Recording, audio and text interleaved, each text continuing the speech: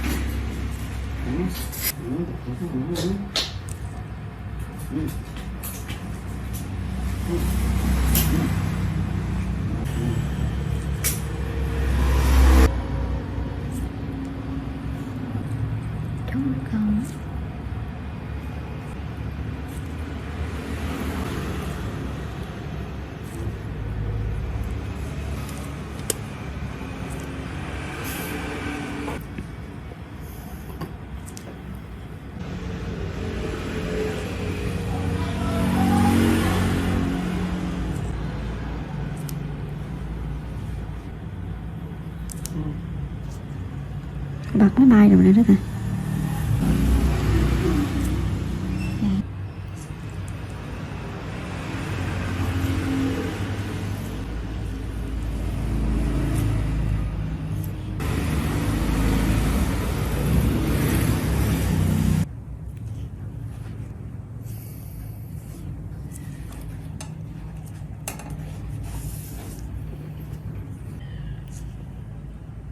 Kiến ơi, Kiến làm gì đó Kiến? Nhanh máy hột trên trán đi rồi xong hơi làm tóc nhanh đi.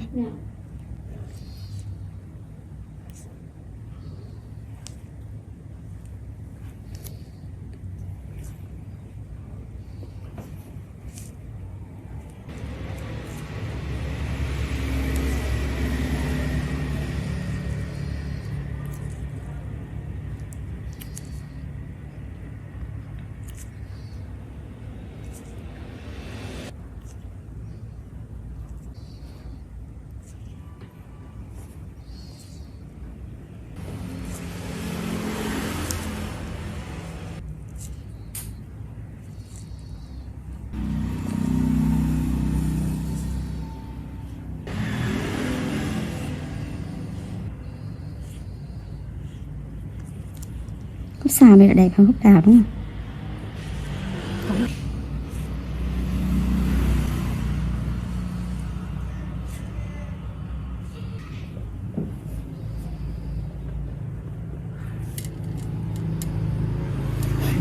Một mấy đứa này không một. Dạ làm nghề đó vậy.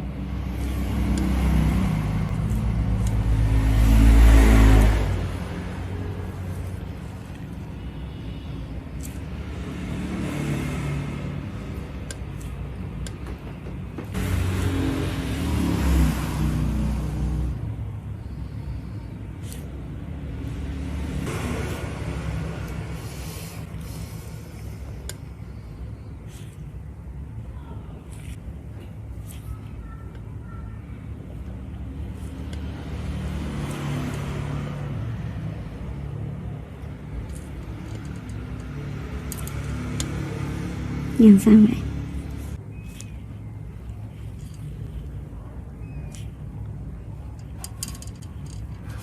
Mấy đứa này làm gì trễ? 2 giờ mới làm ra ca. Thì bạn cậu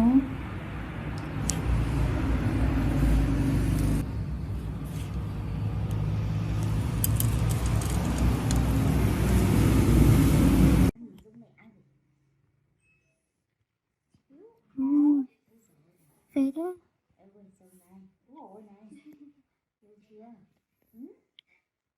hai thằng con trai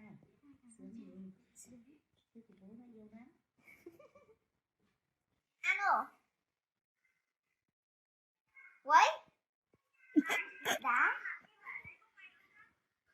không Quậy. đi nhớ ăn cơm nè hôm nay cái tây này phải học theo tây theo tây Lần đầu tiên gặp. tới chị Yên đi làm phát cười từ sáng đến trưa Bình thường bọn em vẫn cười mà. sợ cười nhăn răng em chỉ đọc có 3 tuần một tháng em làm được có vâng 2 thằng cuối em nó hay ốm em toàn ở nhà ấy.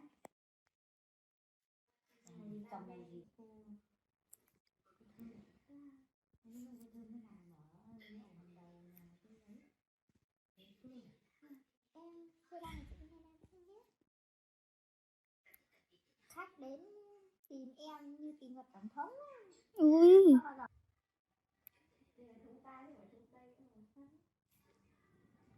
Ơi, à đến làm việc không khao cái gì cả chết thôi. Ông mày chạy sao để đâu nữa nhá như này. Em đã bảo chị rồi, chị mà đợi em tí 5. Chị biết em cho dù ít khách nhưng mà vẫn phải bận rộn từ sáng đến tối. Đấy cái tí vừa nãy nó bảo là chị Minh dặn họ ở kia.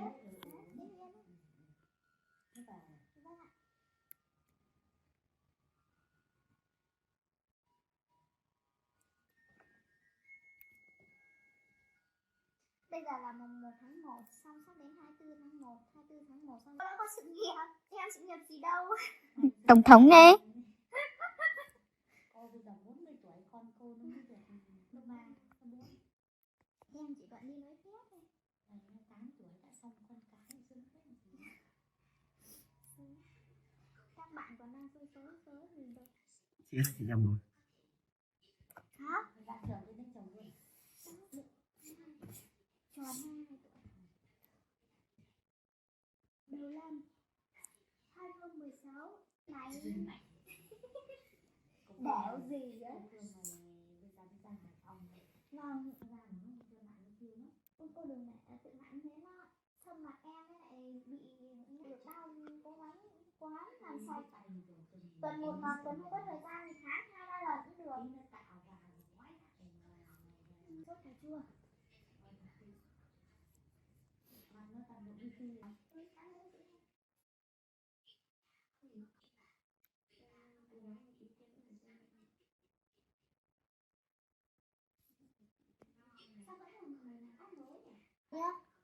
bẩn bẩn một tí thôi không tạm ở đấy. Ui mà ngứa lắm, ngứa không có chị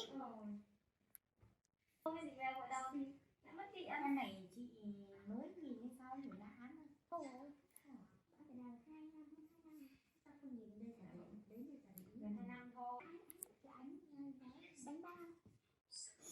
Suzuki step into a parallel universe, next-gen V-Strom and SV spied with new engine platform. Suzuki's SV650 family, including the V-Strom 650, is one of the most successful and long-lived of modern middleweights, dating way back to 1999, but these spy shots reveal an all-new successor is coming.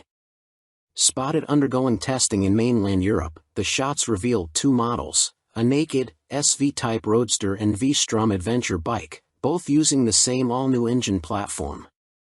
The much-loved old 645 cubic centimeters V-twin of the current SV and V-Strom has finally bitten the dust and has been replaced by an all-new twin, but now not in a V configuration but in the parallel twin layout, which now dominates the category with the Yamaha MT-07 family, KTM 790 and 890 Dukes and Adventures, the Aprilia RS 660 and Tuono 660, and even Honda's expected new 750 Transalp. Exact capacity of the new engine is not yet known, although 800 cubic centimeters seems most likely. It'll also be fuel-injected and ECU controlled and is expected to offer riding modes plus other electronic aids. The new engine also means an all-new chassis. Although the exact frame type can't be discerned from these pictures, it is likely to be a tubular steel trellis, mostly for cost reasons. A matching tubular steel rear subframe can be seen. The monoshock-operated swing arm is in cast aluminium while both models have beefy inverted forks and multifunction LCD, not TFT, digital displays. But that is where the similarities between the two end. The SV replacement has 17 inches cast alloy wheels, twin Nissan radial brakes, a stubby, underslung exhaust and all-new bodywork with styling, particularly at the front with a new headlamp cowling housing two stacked LEDs, clearly inspired by Suzuki's recent GSX S1000. The Adventure V-Strom version has 19/17-inch off-road style wire wheels, more basic brakes, a higher exhaust, for off-road clearance, bash plate and bodywork and styling influenced by the current model, albeit also with the new stacked headlights. Although disguised, the two bikes look largely finished, suggesting they will be unveiled at the EICMA show in November as 2023 models. Suzuki's new parallel twin models in detail. Parallel lives, out goes the old, much-loved, 645 cubic centimeters V-twin, and comes an all-new, more conventional parallel twin, similar to that of the MT-07 and other rivals. Sassy chassis. The new frame is likely to be tubular steel trellis, while suspension and brakes comprise beefy USDs and a mix of radial and conventional Nissans. GSXS styling. SV Roadster replacement may get the GSXS name, it's no longer a V-twin and has styling clearly derived from the GSXS 1000. It's stacked. Both models have twin, stacked LED headlights which also debuted on the GSX S1000 and are a Suzuki signature. Phil West. By Phil West. You may also like Moto Guzzi V100 Mandello, 2023 on Review. Author Michael Neves. Published October 24, 2022. Updated November 3, 2022. Moto Guzzi's new V100 is no thrown-together parts-bin special. New from the ground up, it's beautifully crafted with design cues from Guzzi's glittering history.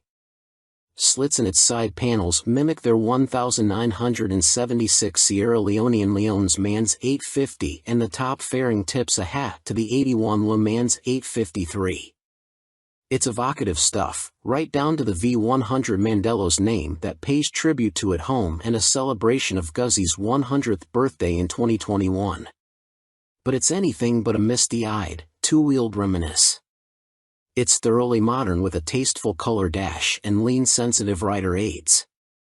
Go for the 15,750 pound S model and you get extra goodies like semi-active Olean's Smart EC 2.0 semi-active suspension and an up/down quick shifter, too. In terms of elegance and detailing, the Guzzi puts its sports touring rivals in the shade, but what is the competition? The Kawasaki Ninja 1000SX, Suzuki GSX-S 1000 GT, and BMW R1250 RS are obvious rivals, but in the flesh, it looks like a lowrider Yamaha Tracer 9, or Honda Northern Territory 1100. The Moto Guzzi's upright riding position even has shades of Aprilia Tuono V4 about it, which is no surprise as they're both developed by Piaggio at their Noali factory near Venice.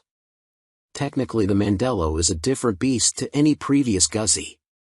Not only is it fitted with electronics that wouldn't look out of place on a superbike and a new engine, it's also the first production bike to have adaptive aerodynamics, although their effect is minimal. Flappy wings aside, Moto Guzzi has created a tasteful sports tourer that's neither bland nor shouty and offers the perfect mix of comfort, sportiness, tech and character. It's pricey, but the V100 Mandello is well made with great attention to detail and feels like a machine that's come from the heart rather than just a model produced to fill a gap in a model range. It's like nothing else around, which is all part of its appeal, and you never get the sense, either by riding or looking at it, that any corners were cut during its journey from design sketch to showroom floor. Ride quality and brakes. Next up, engine. 4 out of 5. April 5th. Although the Mandello might look chunky in pictures with its bold styling, larger-than-life powertrain and chunky exhausts, it sits surprising low. Shorter riders will feel immediately confident being able to get feet flat on the floor, and if the standard 815mm seat height is still too lofty, there's a low accessory seat available.